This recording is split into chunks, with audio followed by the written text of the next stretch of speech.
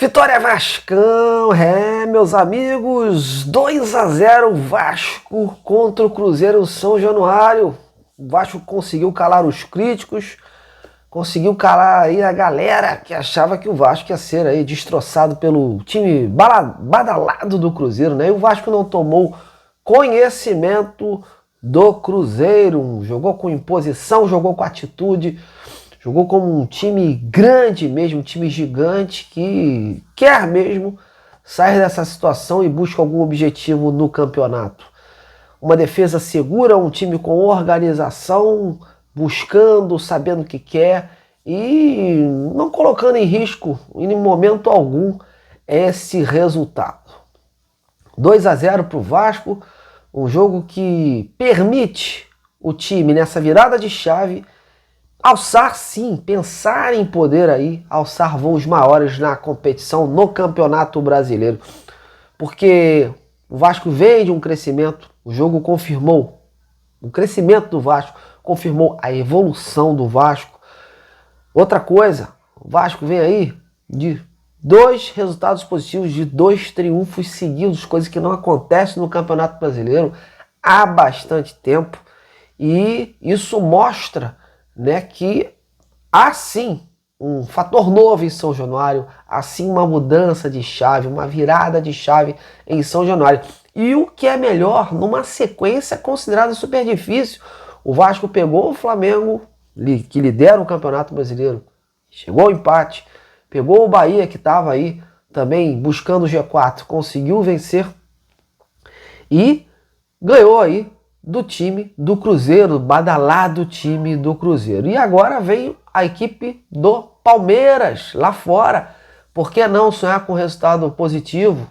O time é capaz, por quê? Porque está mostrando isso em campo. Esse Vasco do momento é um outro Vasco, um Vasco renovado.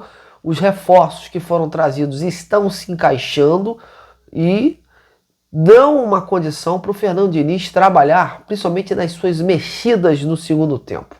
Antes o treinador olhava para trás, olhava para o banco, não tinha peças suficientes para mudar o panorama de uma partida. E hoje sim, hoje o Vasco tem. Sai o Ryan, entra o colombiano, o Cuesta e o Robert Renan também vem fazendo aí uma dupla muito segura porque conseguiram aí achar uma sintonia. E o Matheus também, o Matheus França, que está chegando aí agora, está ainda se aprimorando a forma física, vem entrando gradativamente no time aí também, ajudando a encorpar. Então, enfim, o Vasco hoje tem peças pontuais que estão aí podendo propiciar aí um novo panorama para o Fernando Diniz. E quem ganha com isso é o próprio time do Vasco. E hoje não foi diferente. Foi uma partida muito dentro da realidade que o time vem trabalhando. A gente vê ali um time com entrega, com organização tática, sabendo o que fazer com a bola e sabendo combater aí os pontos fortes do Cruzeiro. O Cruzeiro em nenhum momento eu vi assim colocar em risco o placar favorável para o Vasco da Gama. Então, meus amigos, foi um jogo muito bem pensado, onde os jogadores que já estavam sendo peças importantes para o Vasco se firmaram, né? O Vasco abriu o marcador com o Ryan, com uma bela cabeçada, né? Muitos aí afirmando que o Verratti, que é o cara do cabeceio, que é o cara da bola aérea, e o Ryan já, segundo jogo aí, que tem aí feito a diferença, né? Foi contra o Flamengo e agora nesse jogo de hoje.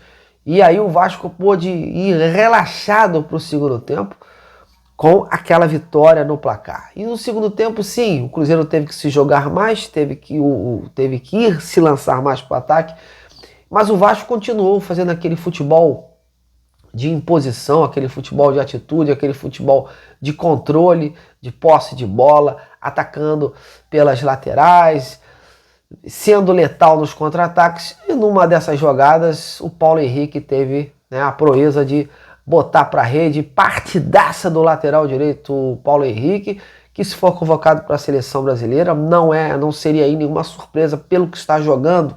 Não só ele, como também o Felipe Coutinho. A gente já viu muito jogador aí a meia boca sendo convocado para a seleção. E esses dois jogadores aí estão jogando muito, muito, muito, estão fazendo a diferença em relação para o Vasco da Gama, projetando aí essa sequência.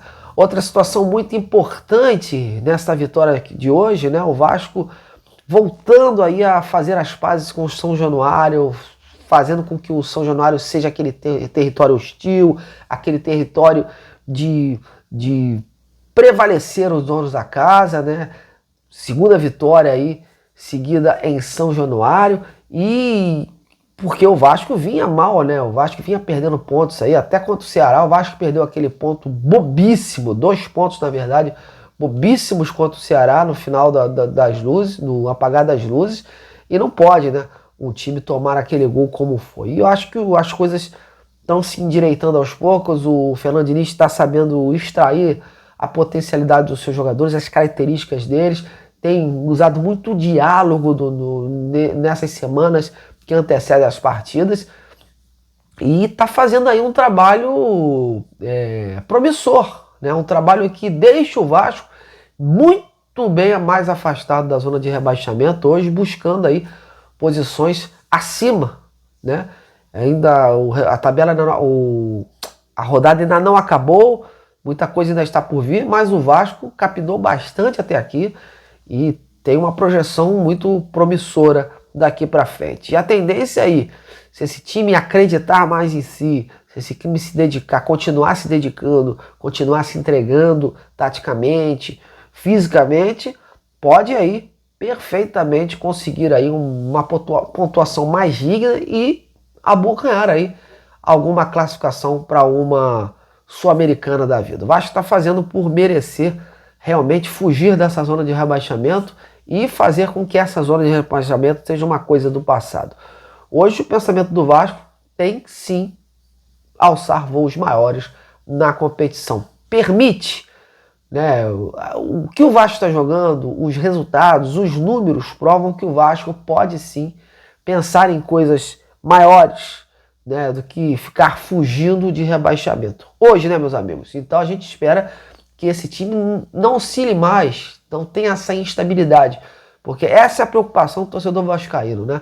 Vai o Campeonato Brasileiro se afunilando, a reta final aí, e o time que oscilar mais, o time que tiver um cenário mais instável, vai padecer nesta reta final. Então, se o Vasco se aplicar, continuar se aplicando, esses reforços se encaixarem, o Vasco não tiver perdas aí, né, consideráveis, não tenho dúvida de que o Vasco vai conseguir aí posições melhores no Campeonato Brasileiro e terminar o ano no Campeonato Brasileiro de forma digna, porque isso, meus amigos, é o combustível que o Vasco precisa para chegar contra o Fluminense na Copa do Brasil e bater de frente. O Fluminense que teve a sua mudança de técnico, né, por conta da demissão do Renato Gaúcho. Então o Vasco tem que aproveitar isso tudo, esse cenário aí animador que está, para pontuar, chegar a uma pontuação melhor no Campeonato Brasileiro, pensar em coisas melhores